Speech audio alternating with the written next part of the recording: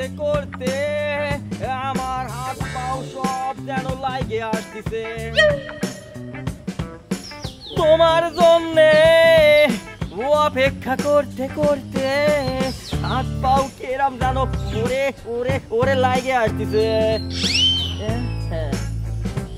ও শুধু তুমি কই কই রে কিরাম জানো বুকের মধ্যে লাগে লাগে ওঠে আসতেছে রে অনেকক্ষণ ধরে অপেক্ষা করতেছি ওর জন্যই আসলে আজকে কিন্তু মনের কথাটা কয়াই দেবো যদি পারি সাহস হয় এতক্ষণে তোমার আসার সময় হলো তুমি কেমন আছো ভালো তুমি কেমন আছো আমি বরাবরই ভালো থাকি কারণ আমি তো গান আকরাম আচ্ছা আকরাম ভাই প্রতিদিন কেন তোমার সাথে এখানে আমার দেখা হয় ওই যে তুমি আসবে বলে তোমার জন্য এখানে দাঁড়ায় থাকি ওই তাহলে টাইমটা মিলে যায় আর কি তার মানে টাইমিংটা ভালো মিলাইতে পারো গুড আচ্ছা একা একা যাচ্ছে তোমার সাথে কথা বলতে বলতে গেলে ভালো লাগবে তোমার যখন ভালো লাগে গেছে তাহলে তোমাকে একটা গান শোনাই আমি হ্যাঁ বুকের ডাইন পাশে মাঝে মাঝে ব্যথা করে মাঝে মাঝে বাম পাশেও কেমন চিন চিন করে শোনো সবসময় তো বাংলা গানই শোনাই আজকে একটা চাইনিজ গান তোমায় শোনায় হ্যাঁ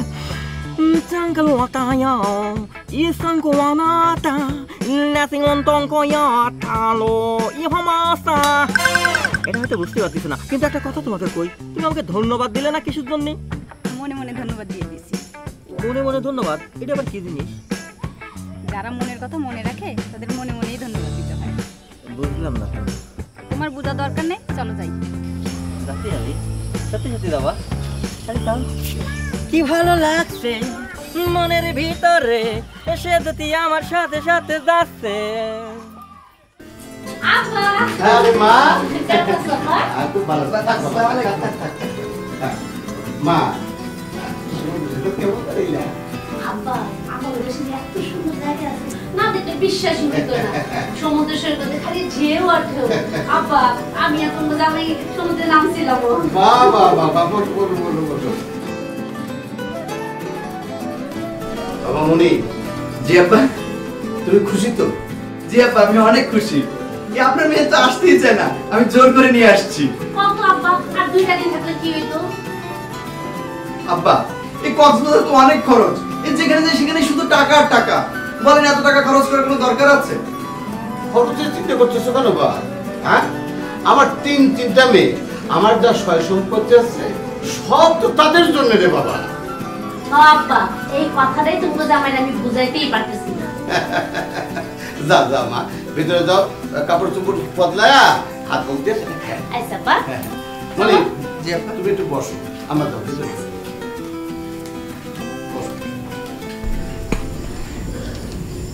আব্বা কিছু বলবেন বাবাজি এই আব্বা ডাক শোনার জন্য আমি তোমাকে বসতে বলেছি তুমি তো জানো আমার একটা ছেলে সন্তান খুব শখ ছিল। আল্লাহ যখন একটা ছেলে সন্তান দিল তখন তোমার শাশুড়ি পৃথিবী থেকে চলে গেল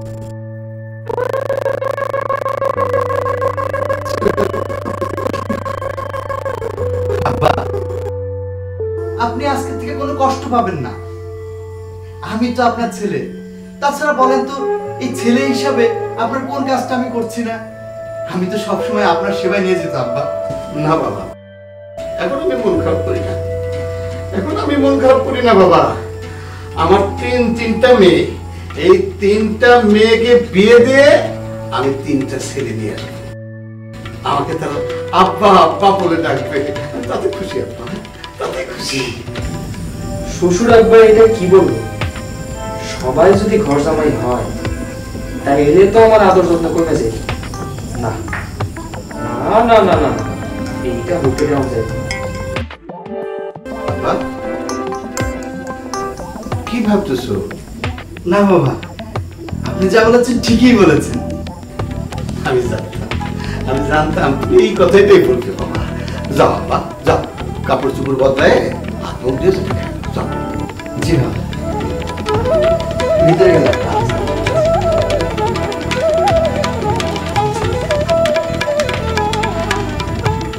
আল্লাহ কি কপালটাই না আমার কাছে এমন সোনার টুকরা জামানে আমার বয়সটা কত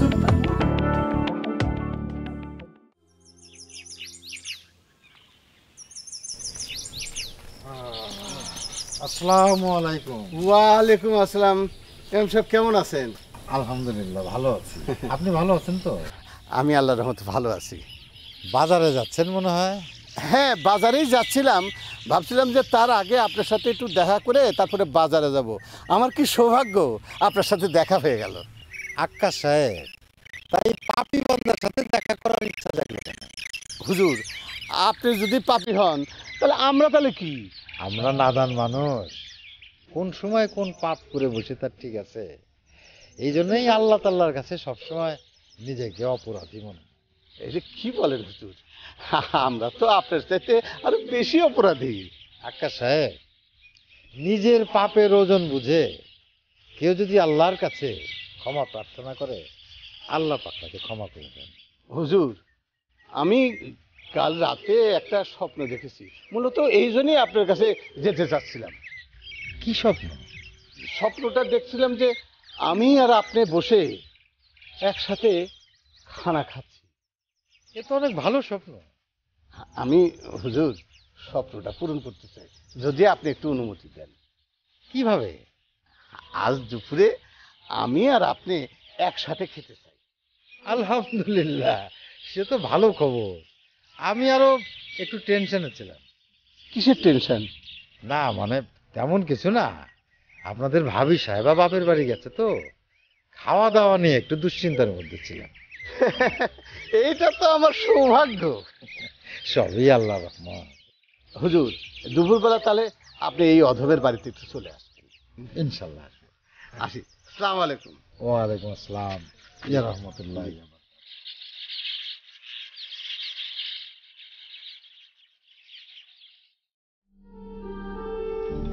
আব্বা, আপনারা এখনো খাওয়া শুরু করেননি? তাই বাবাজি? জি। আপনিও খান না আমাদের সাথে? না হুজুর, আপনিই খান। হুজুর যখন বলতেছে আমাদের সাথে খেয়ে নেন। আব্বা, এই আপনার মেয়ে তো আমার ছাড়া খায় না, এখন কেমনে খায়? মাশাআল্লাহ মাশাআল্লাহ। স্বামী স্ত্রীর মধ্যে সুসম্পর্ক থাকলে আল্লাহ খুব খুশি হয়। হুজুর, মনির খালি আমার জামাই না, মনির আমার বড় ছেলে। হুজুর দোয়া করবেন আমার 3 মেয়ের জামাই যেন এই মনিরের মতো হয়। অবশ্যই অবশ্যই দোয়া করি, আল্লাহ যেন আপনার 3 মেয়েকে সুপাত্র দান করে। যাই বাবাজি, তো আপনার বাবা মা বেঁচে আছেন তো নাকি? হুজুর, বাবা মারা গেছে, মা বেঁচে আছে, ঢাকায় বড় মেয়ের সাথে আছে। এটা তুমি কি বললা? হ্যাঁ, কোনটা আব্বা? আমি তোমার বাবা না? হ্যাঁ? আরে আব্বা, আপনি তো, আপনাকে পাই তো আমি আমার ওই যে বাবার যে অপূর্ণ জায়গা পূর্ণ করতেন আপনি, আমি তো সব কষ্ট ভুলে গেছি আপনার পেয়ে। আপনাদের জামাই শ্বশুরের সম্পর্ক দেখে খুব ভালো লাগলো। তা বাবাজি, ওই মায়ের সঙ্গে যোগাযোগ হয় তো? জি হুজুর, আমি প্রত্যেকদিন 2-3 বার ফোন দিই, আর তারা খুব ভালো আছে। দোয়া একটা করবেন। কথা মনে রাখবে, মা হচ্ছে পৃথিবীতে আল্লাহর শ্রেষ্ঠ নিয়ামত, তার জন্য কোনো অযত্ন না হয়। জি, নেন, ঠান্ডা হয়ে যাচ্ছে সব। গল্প করতে করতে ভুলেই গিয়েছি। আব্বা, তাহলে আপনারা খাওয়া দাওয়া করেন, আমি একটু ভিতরে যাই, যদি কিছু লাগে আমারে ডাক দিন। আচ্ছা আচ্ছা আচ্ছা।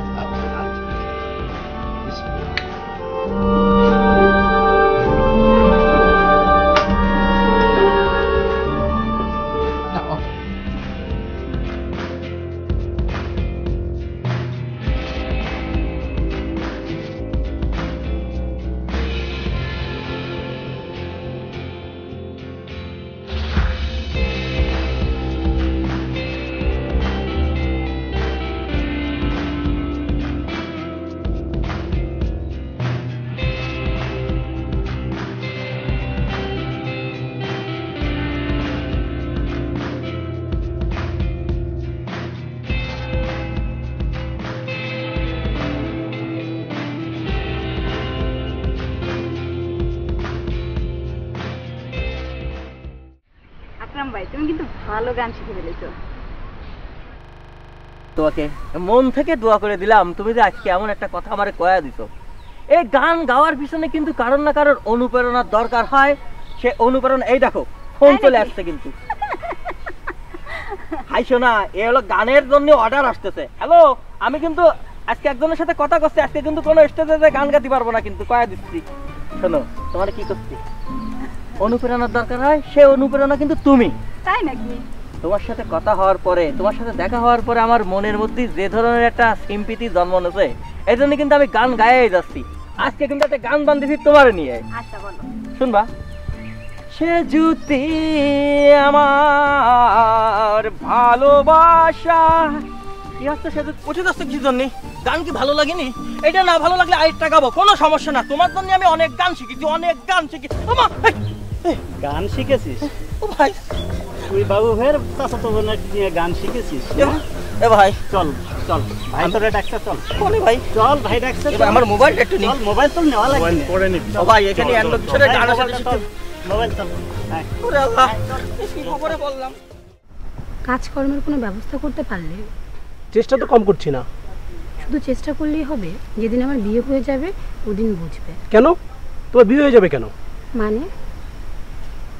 মানে আমি তো কাজকর্মের চেষ্টা করছি না, আর তুমি বলছো বিয়ে হয়ে যাবে। আমার প্রতি একটু ভরসা রাখো। মানে আমি কি সারা জীবন কুমারী থাকবো নাকি? থাকবা, তাতে সমস্যা কোথায়? শোনো, আজ এরা পেঁচাল বাদ দিয়া কাজ খোঁজো, নয়তোবা তোমার দেবদাস হওয়া ছাড়া কোনো উপায় থাকবে না। কপালে থাকলে তাই হবে। তবুও কাজের চিন্তা করবে না। না করবো না তাই তো বলিনি, চেষ্টা তো করছি। না হলে আমি কি করব? জানি না, তবে কিছু একটা করো। আজকেও ছেলেপক্ষ আমাকে দেখতে এসেছিল। কবে যে হঠাৎ করে বিয়ে হয়ে যায় বলা যায় না। ধুম করে যখন বিয়ে হয়ে যাবে তখন বুঝবে। তুমি কোনো চিন্তা করো না, প্রয়োজনে আমি শহরে যাব। এবার একটু হাসি মুখে কথা বলো। আসো। ইস, সব কথা কেন আজকে চিন্তা করছো?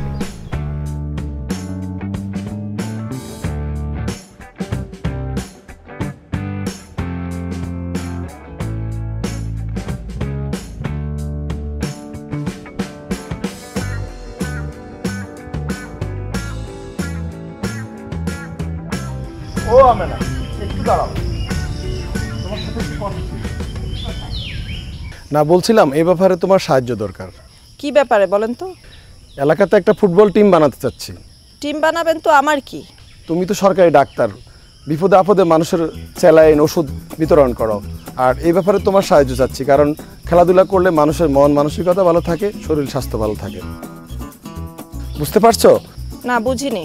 লোকজন যদি খেলাধুলা করে তাহলে লোকজন কম অসুস্থ হবে, আর তোমারও জ্বালাতন কম হবে, তুমিও ভালো থাকবে, লোকজন সুস্থ থাকবে। বুঝলাম, আমি এখন যাই। আমাদের দুলাভাই যেন কোন দেশে আছে? ইটালি। আচ্ছা, আমি না একটা কথা বলি। বলেন। আমাদের দুলাভাই নাকি ইটালিতে টালি বানানোর কাজ করে। মোহন ভাই, আর কিছু বলবেন? না, মানে বলছিলাম। মোহন ভাই, আপনি এখানে যান তো, যত সব ফালতু। আমেনা, সরি আমেনা, আমি এবার বলতে চাইনি।